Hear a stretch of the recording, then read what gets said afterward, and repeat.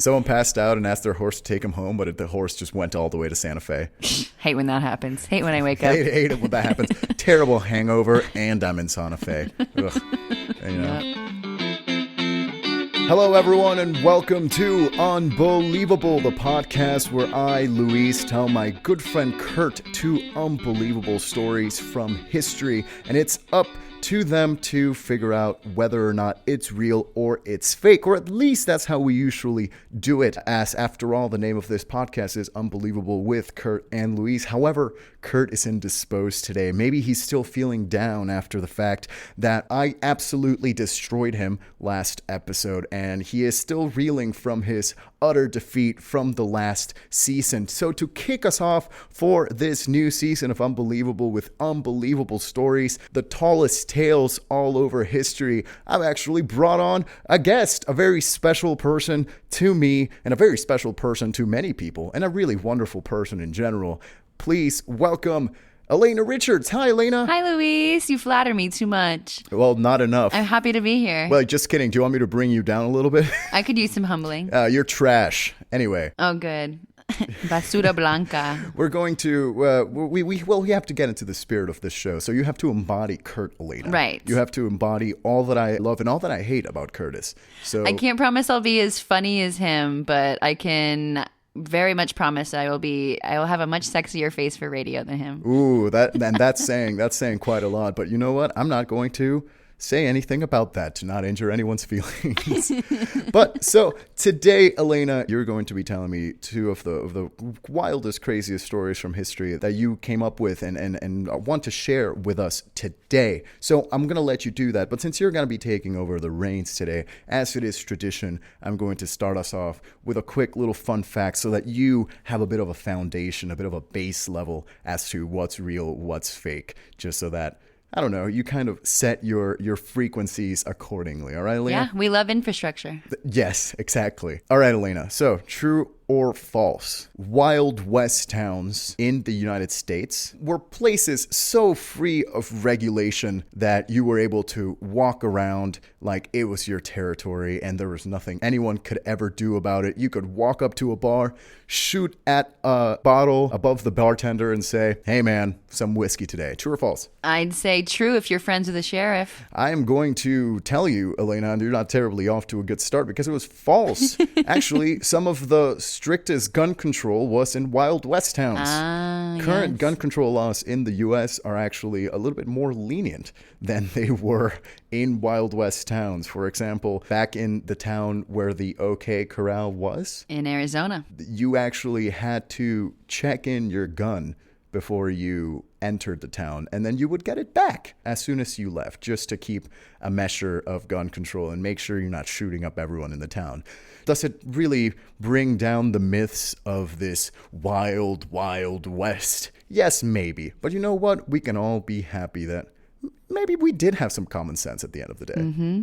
Love it. It's a perfect transition, Luis, because as a proud Western woman myself, both of my stories are from the Southwest today. So keeping with this lawlessness of the West, which was surprisingly more lawful than today. Don't let me interrupt you, Elaina. Please, you have two stories for me, and I'm going to sit back and see your bluffing skills or your storytelling skills, and we're gonna have some fun. So, Elaina, take it away. All right, here we go. So we'll go with the shorter one first. Get you warmed up with the unbelievableness of it all. Yes. Wink. Dip my toes in the water of the Wild West. All right, it's titled Damned Wives and Babies. Here we go. The future father of Arizona, Charles Poston, arrived in the little adobe pueblo of Tubac in 1856, where he became the mayor, alcalde, or just alcalde, to the citizens. Tubac, in those days, had no Catholic church, so he performed marriages, baptized babies, and even granted divorces. Wait, so he was the authority that would baptize children? So, the Southwest at this time was a bunch of missions. Tubac is a Catholic mission that just lacked the church. There was no priest assigned to the town. It's a Catholic mission that lacked the Catholic. Yeah, exactly. To this day, we used to take field trips down to Tubac. It's like this old, colonial pioneer town, but like with the Hispanic influence, that good. cursed word. All right, continuing on. Unbeknownst to El Qadi, Tubac also had a large closeted lesbian population at the time. Ooh. Closeted lesbians from the West often left their families to live as men elsewhere, as gender roles in the mid-19th century were less rigid on ranches than in cities. These diasporic lesbians would wear their hair short, working as cattle ranchers. Diasporic lesbians. Right. I'm sorry to interrupt you, Elaina. Diasporic lesbians is incredible. That's my own phrase. I turned that because I liked the idea of them spreading out. Yeah, I want that tattooed on my forehead. Yes. That's nice. Absolutely. An autobiography, maybe? Can't claim lesbianism. I'm sorry, Luis. That's for the girls. Dang. Anyway, they wore their hair short, working as cattle ranchers. Both men and women in the West wore pants at this time because all able-bodied people were needed to work in the ranch. Women's rights in the West were actually much more progressive than anywhere else in the country just because of how hard life was. Like not only were you doing the same work as the men on the ranch, but you were doing it while pregnant. What year was this again? 1856. Ah, good year, yeah. Well, not for everyone. But certainly not for women outside of the West. Right.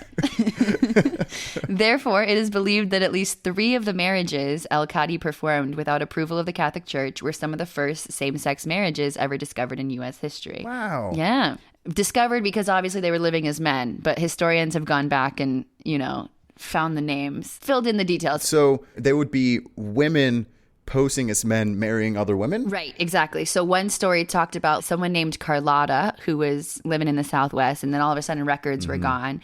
And so they looked around, and someone appeared as Carlos in like a neighboring town. Like they were looking for alliteration or whatever. It's crazy. Hey, honey, have you seen Carlotta? She seems to have been missing for 15 years. I don't know, honey, but I've just met this man, Carlos. Great sense of humor. God, it reminds me so much of her. That's crazy. Yeah. Crazy how that is. Twin spirits, all that kind of stuff. So here's where the story gets fun. When the bishop in Santa Fe discovered what El Qadi was doing in Tubac, these unofficial Catholic marriages, he dispatched a priest to declare all marriages null and void. The resulting civil unrest, the resulting civil unrest among the citizens was quickly resolved when El Qadi and the priest reached an agreement. El Qadi would make a donation to the church, and in return, the priest would bless the marriages and make all the baptized babies legitimate again. All these parents who were thinking they were raising good Catholic children, and these lesbians who were along for the ride because of it. They were mad. Like hitchhiking. They want their babies to get into heaven. They gotta make it okay. And you just gotta do the church's favorite thing if you want to get into heaven, and it's just throw a little money into it. Yeah, you like that it was just a little bribery to the bishop. What is it? Didn't Martin Luther die for this? Like the whole indulgences thing. Really, I feel like a country like the United States now having this plot of land and being founded in such strong Protestant values, that here indulgences are rampant back in the Wild West. It really is the Wild West. Indulgences have been gone for years, and now they're right back, baby. Yep, I know. It's almost like the Protestant Reformation didn't make it all the way to Arizona. I wonder why. Oh, and made it throughout the whole world, but reached Arizona, stopped dead in its tracks. They said, no, can't survive here. All right, last little bit. The women living as men were then successfully blessed as husbands, along with the rest of the straight husbands who spoke out against their own marriage being delegitimized. Historians believe no one outed the lesbians because straight couples depend on the infertility of the lesbian couples to raise the children they could not feed as their own. So the records show that, they were adopted kids because Catholics don't believe in birth control, even in 1856. And it's hard to feed a lot of mouths on a ranch. So there is like kind of community, even if they don't know if it was an open secret that these people weren't actually men. But I was about to say, like, did they know that, like, Stephen and Jamie down the street were fully just a couple women living together, or did they just turn a blind eye because, goddamn, they were such good cattle ranchers? Right. What I was reading is in the West, when it's like there's a job to get done, they were doing the job, and the whole pants thing, like they weren't looking like women, they were acting as men, and so people just went along with it as long as they didn't cause any trouble. So what I'm hearing is that the great equalizer really has never been death, but it has been pants this whole time. Pants. Revolutionary. Has been trousers. Absolutely. Yeah, frankly. Oh, that's lovely. So wait, okay. Let me just clarify. These lesbians, secret lesbians, diasporic lesbians, exactly. if you will, they would take in the children of those families that could not raise their children, right? There is a record of a couple who had adopted kids, and one of the historians had reason to believe that the husband or the father was one of these people who had disappeared from somewhere else, you know. I mean, they would travel throughout the desert, but they wouldn't get very far. So the records they're looking at is all southwestern, maybe New Mexico, maybe across the border into Mexico, whatever. There's not a lot of people out there. So if someone goes missing and someone else pops out of nowhere, pretty good guess it's the same person if you're studying. What in the Southwest at this point, isn't there like 5 towns total ish, right? So what, you're gonna go down the street to Amarillo or whatever, and I mean the same 30 people have lived there probably for generations, right? So if suddenly there's a new person named Carlos with a strikingly pointy jaw, I mean, who knows? If the telegraph had existed, it wouldn't have worked, but you know, news didn't travel super fast, so if you were calm enough about it. That's nice. Yeah. Oh, so all these marriages were made official then, right? I don't know what that means. By just people complaining. Exactly. The picture that was painted in this story is that when everybody got mad, there was kind of like a town uprising in the town square or whatever. So everybody was there, and I think when El Qadi bribed the priest, you know, they were all just standing there, and he just went, "You're recognized under the Lord. We give you the little Father, Son, Holy Ghost." Everyone's in the town square just rioting, and the priest is just running away as fast as he can, just doing the sign of the cross as he's screaming. Pitchforks. So, like flicking them off, giving them the finger, but doing the sign of the cross at the same time. Exactly. Oh, that's wonderful. And so where does El Qadi fall into? Like, is that the end of my man the mayor, just that he had the power, the authority vested on him by God, I guess, at that point? Yeah, right. Well, they just came in and told him, like, you can't do any more of these. Like, if you need a marriage, we'll send a priest over. And then eventually Tupac got a church. It's just while they were still growing. And they called him the father of Arizona. Gotcha. I've never heard of this man before in my life. Whoa. So it's a big claim for Charles Poston El Qadi. Let me clarify. You are indeed from Tucson, Arizona. I am indeed a born and raised Arizonan, proud to be promoting Arizona on every podcast I could possibly come on. Exactly. Yeah. Well, you know, I like the potential theological repercussions that giving this man the authority to grant baptisms and marriages allows, because, you know, like the role of baptism and marriages and divorce in the church is that it's under the power of God that you're being united with another soul. In the words of the Spice Girls, tonight is the night when two become one, right? Soul wise. And that's exactly what El Qadi was thinking. He was like, I have to. So essentially, Scary Spice right here in this tuba. El Qadi, Scary Spice. Now, that's interesting because he baptized people fully in layman terms, and then the priest came here and said, no, these are actually all true. So imagine just all the religious power just flowing through his hands like a Sith. You know, do you think he started like shooting lightning out of his hands, going power crazy? I'm just thinking how many of the people were like, I'm not a true Catholic. I just, you know, a little part of my brain says, if it's real, I got to make sure my kid is getting into heaven. At this point, was Arizona or that area, was any of it state yet? No, 1856. So let me think. The Gadsden Purchase was happening around then. That is, I think, exactly when the Gadsden Purchase was, wasn't it? Yep, it's like right before the Civil War. So it might have its current borders as it does now, but so much of the population is like still native, still identifying as Mexican or, you know, not American. So it's all these people who are just like, their faith is more important to them than their nationality at that point. I was about to say, I mean, because to this day, and you know this, the Mexican people are an incredibly devoutly Catholic people. So at this point, I'm thinking that these towns, even if they're forming their own identity, they're going to be so very Catholic, which is what makes me wonder, why were they so okay with this mayor giving them the power of God, right? There must have been something with the mayor that he just would go up to people and say, got the magic hands, baby. You know, God is flowing through me. Just trust me. Just trust me. Oh, that's good. Do we have any more records or any more instances of these hidden lesbian marriages, like other than these records of them just being married? You know, I didn't do any outside other than that one Carlotta Carlos. There was another one. They thought that there was a Rosa who changed her name to Antonio, but all Very they have close is like similarity in the names. right. All they have is like population logs of Tubac, right? And so, yeah, That's lovely. That's nice. I think that's a bit of a happy ending. a little queer history for you. And look how far we've come as a country since. Arizona. And look how Arizona is still the beacon of progressive thought. 48th in the nation in education, baby. Hell yeah. Hell yeah. But number one in hidden lesbian marriages in 1856. Right. No one can take that away from you. We support Don't Ask, Don't Tell heavy.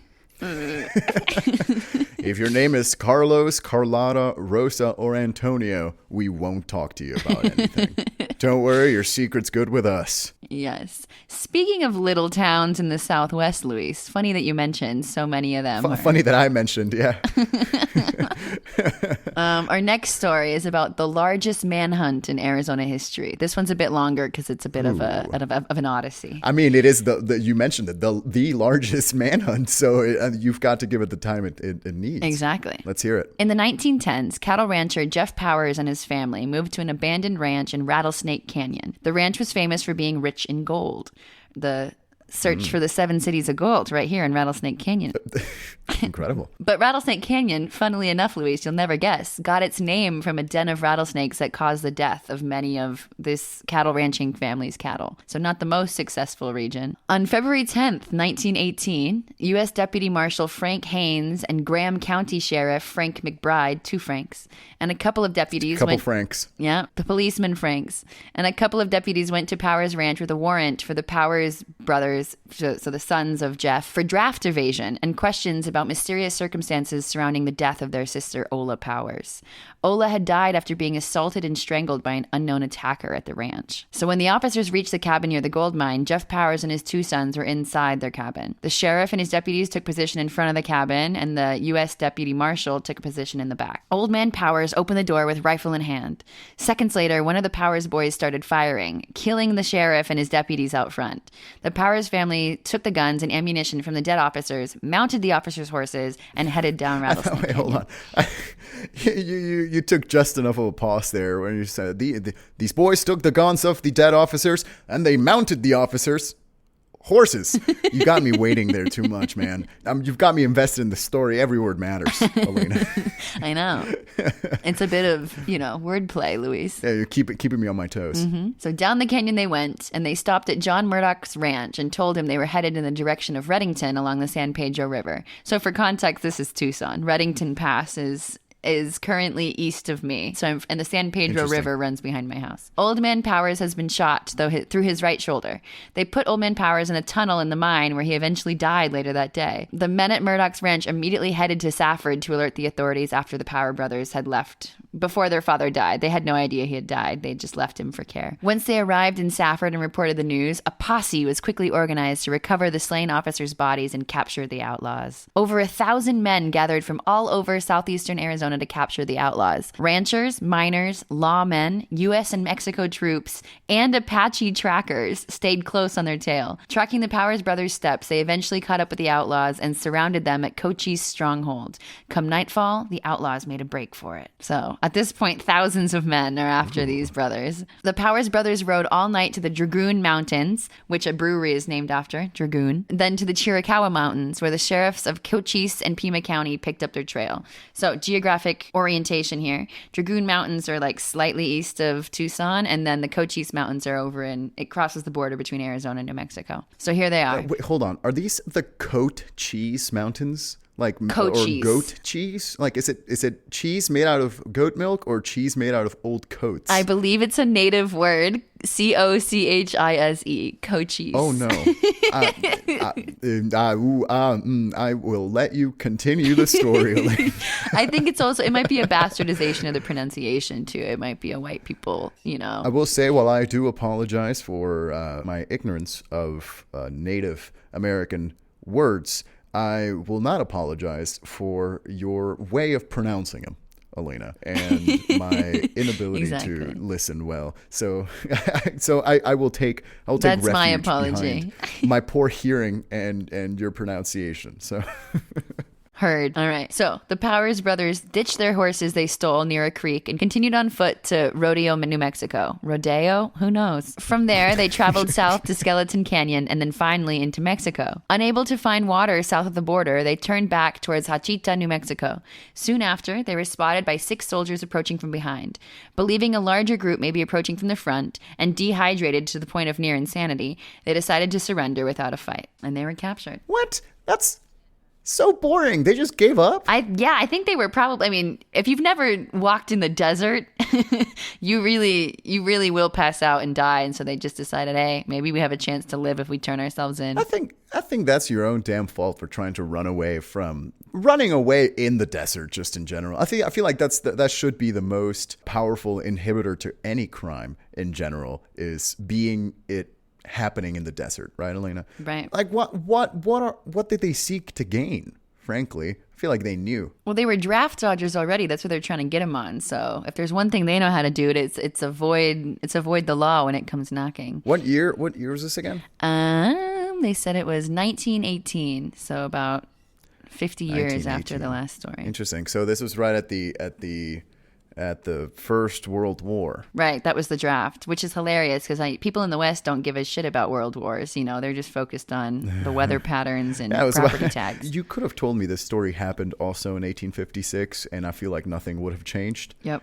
You know, and at this point, no, there's big gas bombs dropping in Berlin at this moment. While, oh boy, the Powers brothers are out there once again. Oh dear, oh boy, you know. Well, the fact that they probably would have been fine if it hadn't been for the fact that they shot the sheriff and his deputies dead. So they did shoot the sheriff, and they also shot the deputy. Well, there was the marshal in back. I don't know what happened to the marshal in back. The story didn't say anything about him. He was, you know, the guy who's watching if they run out the back, and he waited too long. They escaped out the front. He fell asleep. Something. They said, you've seen too much, man. We'll spare you this time. I shot the sheriff. Thank you. And I also shot the deputy, but not the marshal. But That's okay. A few things, Elaina. How many people then were chasing them? Like how long did this take? Like generally, like how long was their escape? It sounded like it was a couple days because they escaped to Rattlesnake Canyon and with the John Murdoch where they left their dad, and then they continued on, I believe, through the night to the Chiricahuas. But you can't just walk through the mountains in a day. Thousands of people are after them. I assume it was weeks.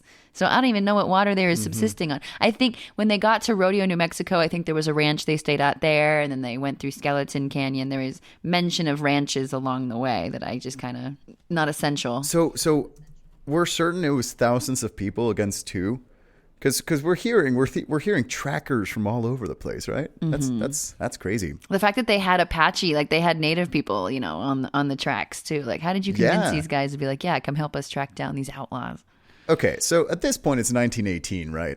The U.S. has fully invaded Mexico about 4 years prior to this. I cannot believe that Mexican forces were ready and willing to help out the Americans to chase a couple guys. Right. That's so funny. I just imagine the Mexican side just saying, well, there's nothing else going on. I know we kind of hate them, but sure, let's go help these guys, right? Yeah. They seem to be in a bit of a tiff. The only thing I can imagine is like the sheriff who died and the deputies, like they had good standing with people in all these groups. And so they were all like kind of avengers of their deaths. You know, they were all like, yeah, this is a noble cause that we're willing to fight right now. Wow. That's lovely. I love just how dynamic the Southwest is. Actually, the Tucson area. The Tucson area. Would you say it continues to be this dynamic, Elaina? To this day? There's an opinion of ourselves that way. I think people like to see themselves as rugged, even if they haven't camped or pooped in the woods ever. Even if they're just hanging out at Target. Right. They walk Dutch into bros. a circle. They walk into a Circle K wearing there you cowboy go. boots Look at you. and saying, rolling their own tobacco cigarettes with no filters, walking into a Circle K and spitting at the nearest cup they have, like the nearest big gulp cup. Not even a spittoon. Absolutely. And saying, I love this place. I love the desert. I love how the desert hardens a man and then orders a slushie. Yeah. There you go. This little frou-frou drink at the bar. Gets drunk on daiquiris at Applebee's. And the nacho truck outside the bar that I that I went to the other night. Yeah, this person goes to Chili's, orders 3 margaritas, and says, "God, I love the Southwest." I love this lawless place. All right, Elaina, those are the stories. What do you think? I think it's now time to go to one of our favorite parts of this podcast, which we call, Elaina, if you will help me out with this, get as close to the mic and say the words deliberation. Ready? Deliberation. Incredible. This is the point of the podcast where I try to see and get to the bottom of this situation. All right, Elaina? All right, Elaina, so the 2 stories, will you give me a quick rundown? What are the 2 stories we just listened to? All right. So first we got damned wives and babies. The mayor in Tubac, El Kadi, who unknowingly was officiating the first same-sex marriages, some of the first recorded in U.S. history, while also having to bribe the Catholic Church in Santa Fe to legitimize all of the marriages and divorces and baptisms he was doing for the people in Tubac at the time. And then we have An unknowing ally. He's going to heaven for sure. And then we have the largest manhunt in Arizona history. Jeff Powers, unfortunately, gone too soon, and his 2 sons, who were draft dodgers, chased across the Southwest from Arizona to New Mexico, down to Mexico, back to New Mexico. And the reason they were caught is because they ran out of water and turned themselves in. They were successfully escaping thousands of people in the Southwest from Mexican soldiers, U.S. soldiers, lawmen, and Apache trackers. You know, what I love about these is that, like you mentioned at the beginning, these are very much quintessentially Southwestern stories. Mm-hmm. If you tell me either of these stories, I cannot picture them happening anywhere else. Right. Not even southern Mexico where I'm from. Maybe if I was from northern Mexico, I could picture it, but not down here. Down here, there's a lot more run-ins with more crabs and sharks. Yes. Not so much places named Rattlesnake Valley. Canyon. By the way, what's with the Southwest and naming just after the most badass things ever? I killed a cockroach in my room the other day. Just the critters are everywhere. You can't even keep them out with walls. We should call your house Cockroach Dungeon, I guess. Exactly. I mean, if we're going by Southwest naming standards. Where do you live? Oh, on the corner of Las Cucarachas. You laugh, but Drive. I grew up with friends whose streets were Calle de Jardín and Calle de Serpiente and like literally That's Flores. incredible. Yeah, they're all Calle de nature element in the Southwest. But are they called Calle de Jardín Street? Yep, it's exactly what they're called. Road usually, but yeah. Well, yeah, these 2 stories are great. Let me start off with the first one with Al Kadi. This is difficult, Elaina, mostly because I can, there's a huge, at least in Mexico, there's a huge tradition of women cross-dressing, women dressing up as men to either live their life as men, to, like you said, fit in with society a little more, or even cases of some of the first recorded instances of trans women or trans men in Mexico. You have it especially during the first during the revolution, the Mexican Revolution, 1910, you have a bunch of women that joined the fight. Some of them as the wives and mothers of the revolutionaries. Some just went as cooks or as their sisters, and wherever the work was. Right. Some went to take care of children or to cook or take care of the wounded, and some others said, "I'm going to take up arms also against the tyrannical government that's happening right now." Right. And these women who were there in the battlefield, all of them did change their identities so that they could more fit in with the society of the time. So I find this very feasible, and I find this absolutely possible. Absolutely. Right? Like this definitely could have happened. And you tell me a year like 1856, which again, like you mentioned, what's happening at this point in the Southwest? The priest is To this day. legitimizing marriage after a bribe. Allegedly. And I also love just how spineless the Catholic Church looks in this moment. Because they realize they'll lose a bunch of, Catholics. Their whole thing is about converting people. And they're like, well, these people clearly want to be Catholics. What are we going to do? Deny them the right to be part of our cult? It's like when you go to argue with someone absolutely not willing to continue the fight, Right. The Catholic Church showed up, smack on the wrist. What are you doing? Hey, man, Al Kadi, is this baptism happening? Are you really doing this? We got words up in the big CC. That's what they called the Catholic Church back then. We got word up in the big house that there's some shenanigans going on here. Is that true? And Al-Qadi just stands there and says, yeah.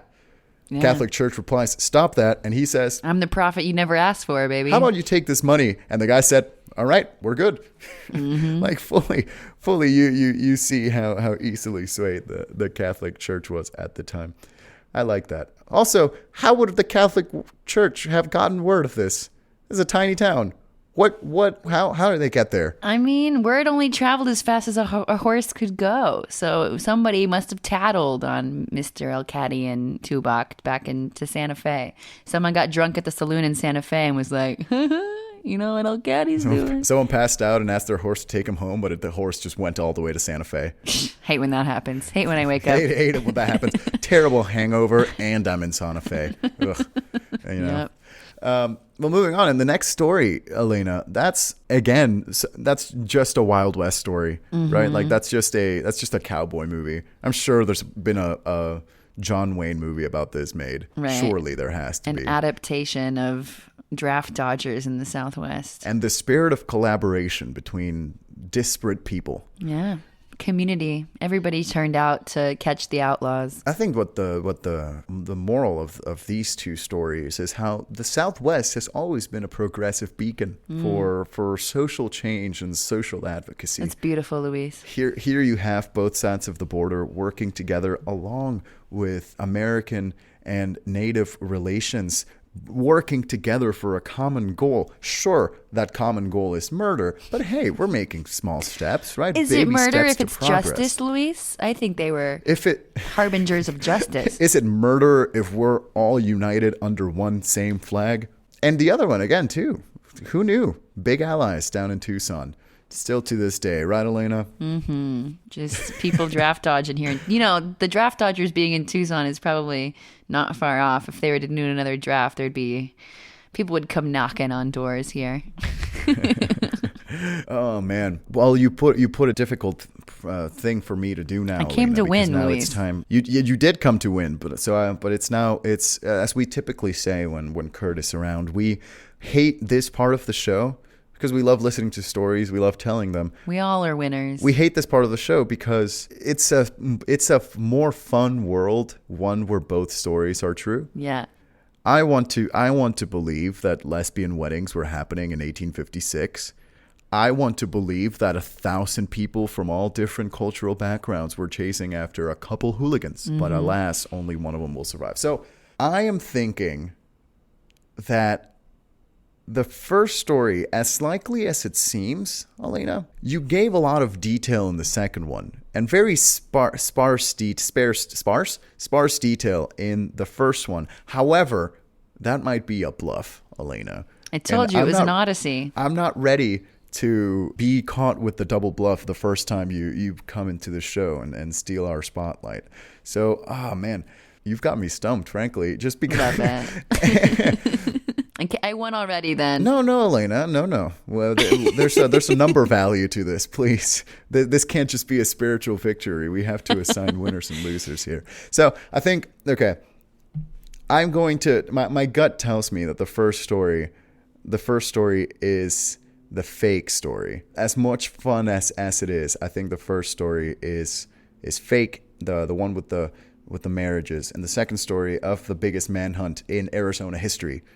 That's the real one. You are a detective, Luis, because you are correct. Ew. The first one is not entirely false, but there were no lesbians in the Southwest. There was just... To this day.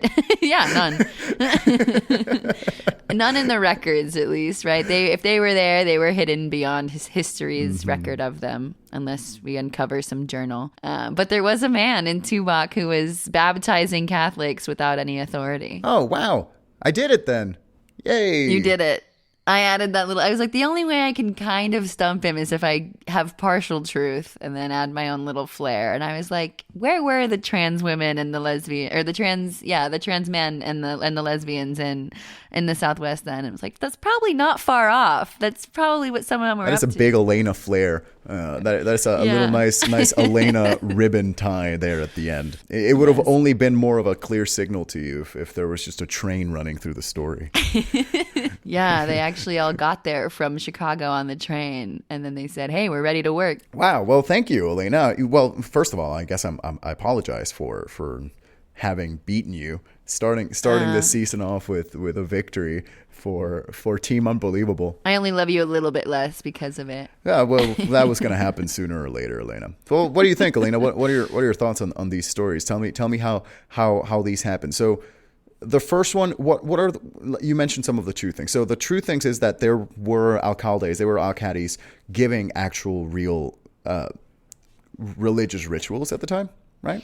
Yeah, right. Like everything that's not about lesbians is true. So there was people in Tubac who were good Catholics, but they just didn't have a priest, and so they're like, well, we still want to have our babies be baptized, and so this guy was just saying like, oh, I'll do it for you, and then when the Catholic Church found out in Santa Fe, they sent their little delegate, the priest, and he was like, I can't legitimize this. Like, we can't have everybody going around saying that they have the power of God in them. But then when the rest of the Tubac found out, they're like, well, what are you going to do? Like, you're going to rebaptize our kids? And I think the priest kind of figured it would be too much work. And so Alcalde, this rich guy who was running the town was like, I'll make a donation to you and we'll get it all settled. And we'll call it a day. Yep. I want to get out of this tiny little, didn't want to be here anyway. And back to my thriving city of Santa Fe. Yeah, exactly. Yeah, the bustling metropolis of Santa Fe in 1856. So hold on, one last question. So this man is indeed called the father of Arizona. Is that true? That was what they said. I didn't look it up. I would say Father Kino, the one who has a statue in D.C., is a more notable figure and missionary in the area. But wow, they called him that. That's wonderful. And wait, so now the other story, Elaina, the completely true. I changed nothing totally in that story. Wow. Yeah. So you really My dad kind of recognized it. Yeah, you have both sides of the border, as well as the other border that was never a border, but it was always there. The native people also joined in the search.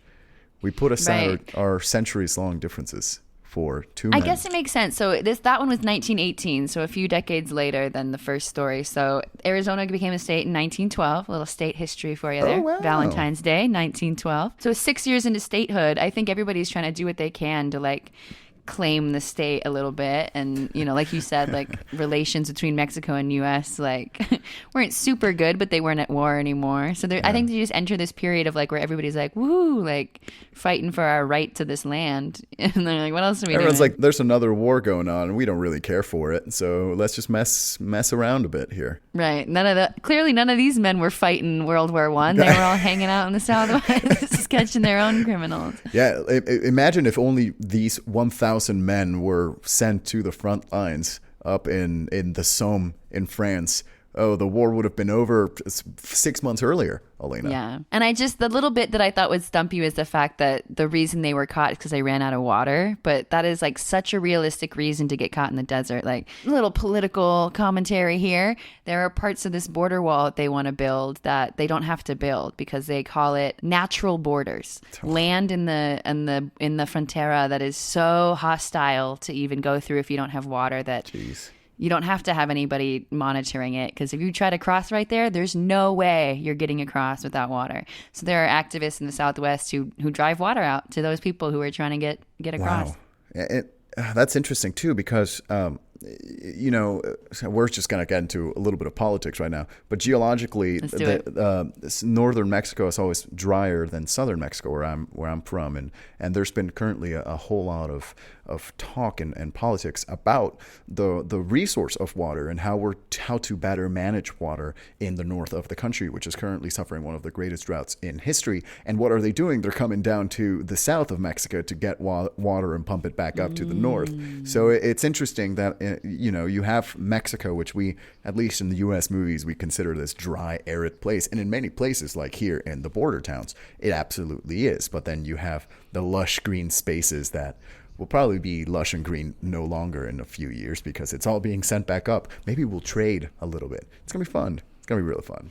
Yeah. Well, it doesn't help that the Rio Grande is supposed to flow all the way to Mexico, but by the time you get to the Texas border, the Rio Grande is not so grand. It's not so Grande. Rio either. Well, with that, Elaina, thank you so much for sharing your stories. I think that's gonna conclude the episode. I apologize that your first time here, you weren't able to stump the walking god that I am. However, no ego problems there at all. well, thank you for joining us, Elaina. Thanks for having me. Anything you want to share? Any projects you've been working on? Well, if the listeners at home have not checked out In Other News, featuring me as Luis's co-host, where we also dive into history and figure out the mundane stories that are happening on the same day as the big events. So we're working on an Earth Day episode about everything that was going on the first Earth Day. Yes, people were having walkouts and talking about the need to save the environment, but global politics was still happening. Just a little hint of that episode to come. Well, thank you all for listening to Unbelievable this week, and thank you to Elaina Richards. If you want to hear more of her, we actually do have a podcast together called In Other News, where we look at some of the smaller headlines in history that happened just around the same time of the big events in history. Really fun stuff. You can check us out anywhere you find anything, really. Find us however you'd like to search us. It's In Other News. If you like this show, please, you can find us anywhere you like stuff. And if you don't like this show, you can not do that. That would be unbelievable if you did not like this show. That's good. Wow, you're getting the hang of this. We are on Instagram at UnbelievablePod and on Twitter at UnbelievablePC. We post some very stupid stuff in there. Elaina can attest to this. Highly intellectual stuff, Louis. Very, very intellectual stuff. So thank you once again, Elaina. You're wonderful, wonderful person in most every way. Not everyone, but most every way. Can't get them all. Can't get them all. That wouldn't exist. And we'll catch you next time. I think we have another guest lined up for next week. So stay tuned and bye. Don't forget to bring water if you're at the desert someday.